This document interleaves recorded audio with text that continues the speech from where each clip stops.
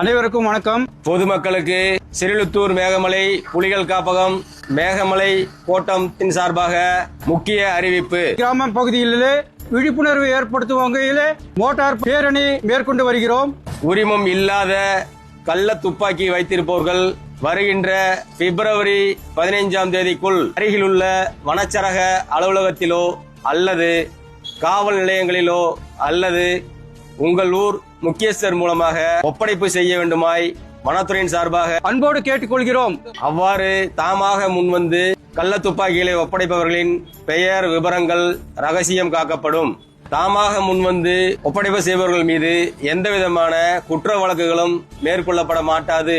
உரிமை பெறாத துப்பாக்கிகளை வைத்திருப்பது சட்டவிரோதம், சட்டப்படி குற்றமாகும் என்பதையும் மேகமலை கோட்டத்தின் சார்பாக தெரிவித்துக் கொள்கின்றோம்.